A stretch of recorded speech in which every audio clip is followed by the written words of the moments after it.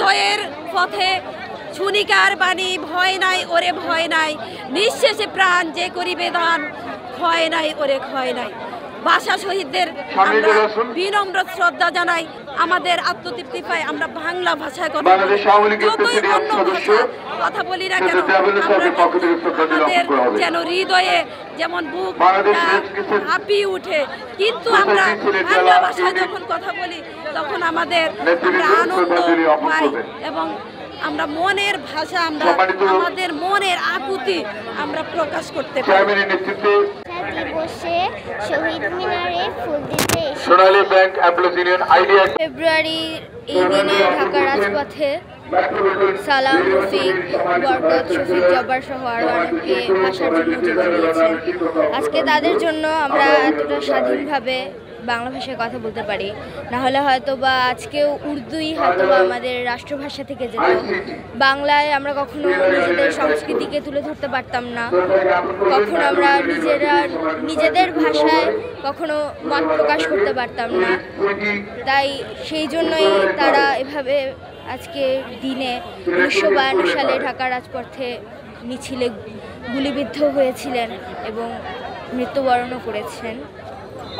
আমাদের উচিত আমাদের সংস্কৃতিকে ধরে রাখা। তো সালাম রফিক জব্বার ওরা আমাদের অনেক স্যাক্রিফাইস করছে, আর ওদের জন্যই আজকে আমরা বাংলা কথা বলতে পারছি। ভাষা শহীদদের প্রতি শ্রদ্ধা নিবেদনের জন্য আমরা বর্ণমালার মিছিলটি নিয়ে আসছি।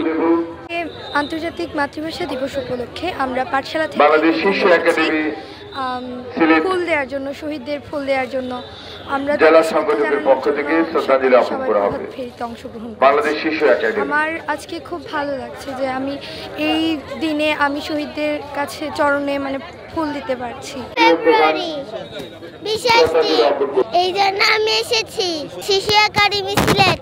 প্রতি শ্রদ্ধা অর্পণ করতে আর শহীদদের প্রতি আমাদের শ্রদ্ধা দিতে, কারণ আমরা ওদের জন্যই আমাদের মাতৃভাষা ফিরে পেয়েছি, ওনাদের জন্যই আমরা আজ আমাদের বাংলাদেশকে ফিরে পেয়েছি। ভাষা শহীদদেরকে রেসপেক্ট করতে পারছি এখানে এসে, পাঠশালার সাথে আমি এসেছি, অনেক ভালো লাগছে। মহান শহীদদের প্রতি শ্রদ্ধা নিবেদন করলাম।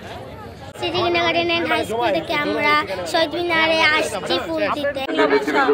আমরা আসলে যত ভাষায় কথা বলি না কেন আমরা কিন্তু বাংলা ভাষায় কথা বলে আমাদের যে আত্মতৃপ্তি আমরা আর পৃথিবীর কোথাও পাবো না। আর এই ভাষা আন্দোলন সফল হয়েছে আসলে বঙ্গবন্ধুর নেতৃত্বে। বঙ্গবন্ধুর সফলতা ছিল, বঙ্গবন্ধুর অবদান ছিল।